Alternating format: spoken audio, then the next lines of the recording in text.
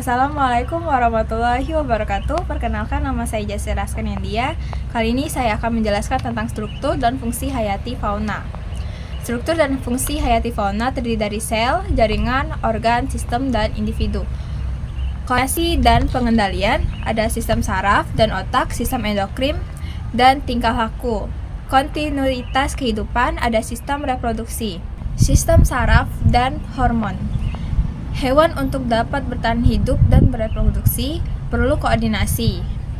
Ada sistem saraf dan sistem endokrin. Saraf terdiri dari neuron, satuan struktural, dendrit membawa sinyal ke badan sel, akson membawa sinyal ke neuron lain atau ke efektor, sinaps jembatan antar neuron atau neuron efektor.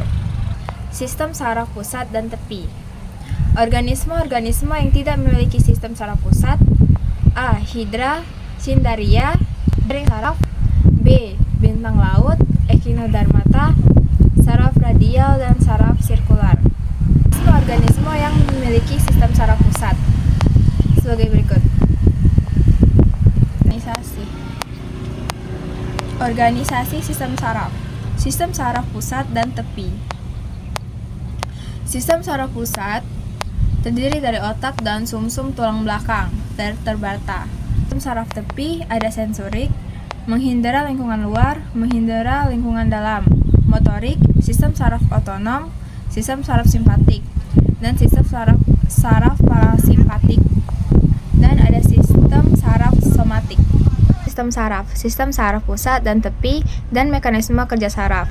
Sistem saraf parasimpatik, penyempitan pupil mata, simulasi produksi saliva, memperlambat kerja lambung, memicu kerja lambung, pankreas, usus, dan urin.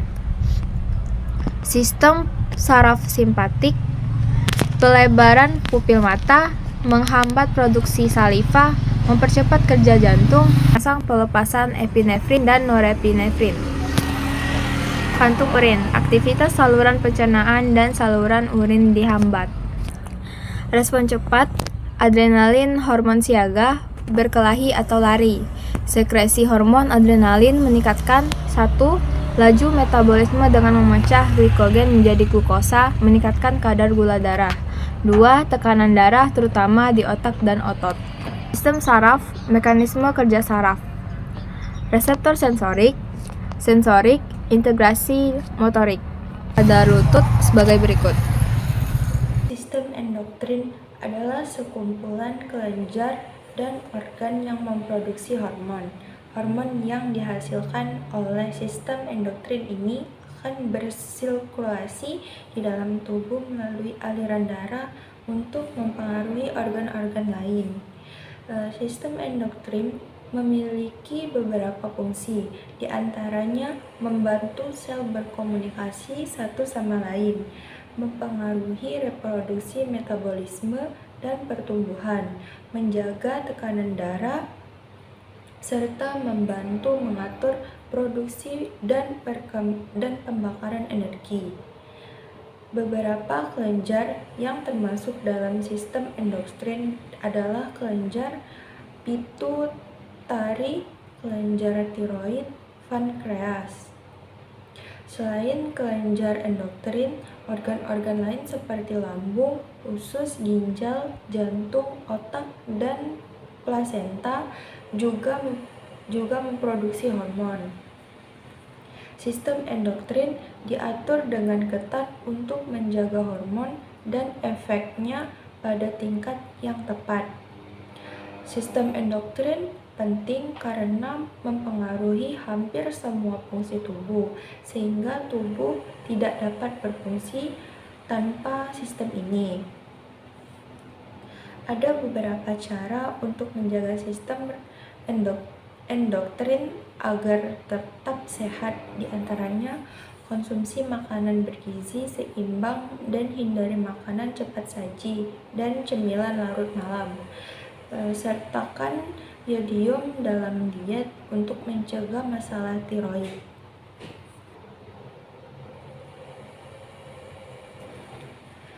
Sel pembangkit sinyal.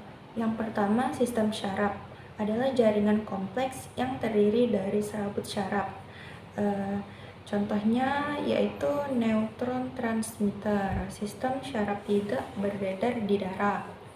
Yang kedua, sistem endokrin atau sistem hormon, terdiri dari kelenjar endokrin dan neurosekretorik. Yang ketiga, sel target. Sel target adalah organ atau sel tubuh yang terdiri dari reseptor, tempat hormon bekerja seperti kelenjar, otot, dan neuron. Selanjutnya yaitu ada tingkah laku hewan. Apa itu tingkah laku? Tingkah laku yaitu kelakuan hewan ketika berinteraksi dengan lingkungannya. Nah, tingkah laku hewan dibagi menjadi dua. Yang pertama ada tingkah laku klise atau bawaan. Terus yang kedua ada tingkah laku yang dipelajari. Tingkah laku klise atau bawaan yaitu tingkah laku otomatis yang diwariskan secara genetik, atau katakanlah seperti aplikasi bawaan yang sudah diinstal dalam sistem saraf hewan tanpa perlu mempelajarinya lagi. Terus dibagi-bagi lagi menjadi beberapa bagian.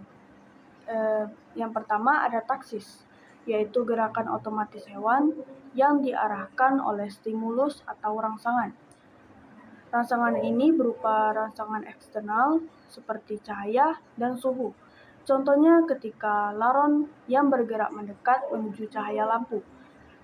Peristiwa ini disebut fototaksis positif karena dia bergerak mendekat. Terus yang kedua ada refleks, yaitu respon cepat dan otomatis terhadap stimulus. Biasanya melibatkan gerakan sederhana, seperti katak yang langsung melompat saat disentuh bagian punggungnya. Terus yang ketiga ada insting, yaitu perilaku yang lebih kompleks yang diwariskan tanpa perlu belajar. Contohnya seperti penyu yang baru menetas di pantai. Nah, penyu itu pasti sudah akan langsung tahu dia harus bergerak menuju ke laut. Yang kedua ada tingkah laku yang dipelajari.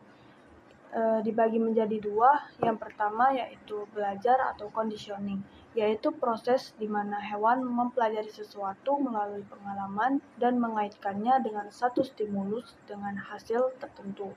Misalnya seekor burung beo, ketika tiap kali pemiliknya mengatakan halo dan memberikan dia makan, burung beo akan belajar bahwa kata halo dia akan diberi makan oleh pemiliknya.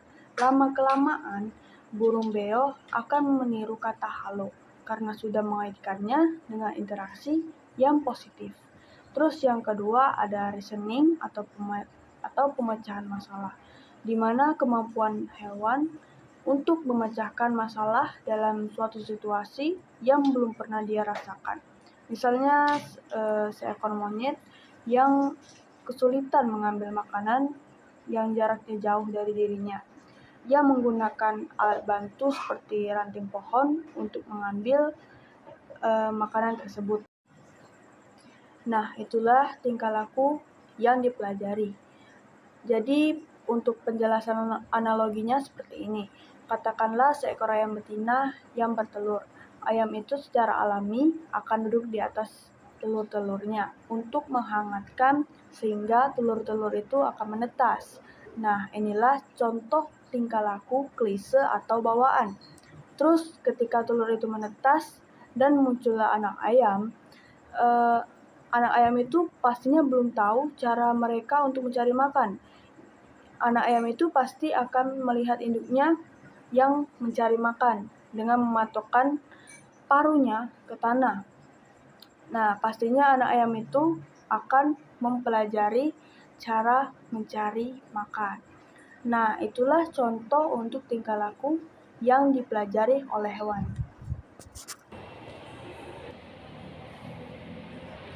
Reproduksi aseksual memiliki 4 macam, yaitu partenogenesis adalah reproduksi tanpa pembuahan di mana sel telur berkembang menjadi individu baru tanpa sperma. Contohnya lebah bekerja, beberapa spesies kadal, dan semut. Yang kedua adalah tunas. Tunas kecil tumbuh dari tubuh induk dan berkembang menjadi individu baru. Contohnya hydra dan ragi. Kemudian yang ketiga ada fisi, yaitu pembelahan tubuh induk menjadi 2 atau lebih bagian yang masing-masing berkembang menjadi individu baru. Contohnya adalah bakteri, amuba, dan anemon laut, dan betina untuk menghasilkan keturunan, yaitu ada oogenesis, proses pembentukan sel telur pada organisme betina. Seksual, proses ini terjadi di ovarium dan melibatkan pembelahan sel untuk menghasilkan 1 sel telur yang matang dan 3 sel yang tidak fungsional yang disebut badan polar. Multiplikasi yaitu pembelahan mitosis dimulai dari sel induk oosit primer oogonium terdapat di ovarium. Oogonium mengalami mitosis pembelahan sel biasa sehingga menghasilkan banyak sel oogonium. Oogonium berkembang menjadi oosit primer. Yang kedua, fase pertumbuhan. Oosit primer mengalami fase pertumbuhan yang panjang dan bertambah ukurannya. Oosit primer memasuki meiosis 1. Fase meiosis 1, oosit melanjutkan meiosis 1 membelah menjadi 2 sel, 1 oosit sekunder yang besar dan 1 badan polar yang kecil. Badan polar biasanya akan terdegradasi sementara oosit sekunder melanjutkan proses perkembangan. Fase meiosis 2. Oosit sekunder akan memulai meiosis 2 tetapi akan terhenti di metafase 2 sehingga terjadi pembuahan. Jika terjadi pembuahan oleh sperma, oosit sekunder menyelesaikan meiosis 2, menghasilkan 1 sel telur matang dan 1 badan polar lagi. Pembuahan. Setelah meiosis 2 selesai, sel telur matang siap dibuahi oleh sperma. Fertilisasi adalah penyatuan sel sperma jantan dengan sel telur betina yang mengarah pada pembentukan zigot, yaitu sel awal yang berkembang menjadi embrio. Tahap fertilisasi yang pertama, sebelum sperma mampu membuahi sel telur, sperma perlu mengalami kapasitasi. Setelah itu, penggabungan sperma. Sperma berenang menuju sel telur dan melakukan kontak dengan lapisan pelindung luar telur disebut zona pelusida. Sperma kemudian melepaskan enzim untuk menembus lapisan ini. Selanjutnya, penetrasi sel sperma.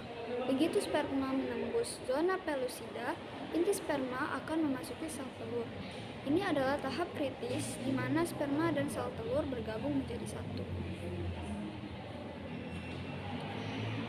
Selanjutnya, pembentukan zigot. Setelah inti sperma dan sel telur bergabung, kromosom dari kedua sel ini akan menyatu. Zigot yang terbentuk memiliki jumlah kromosom lengkap, setengah dari jantan dan setengah dari betina.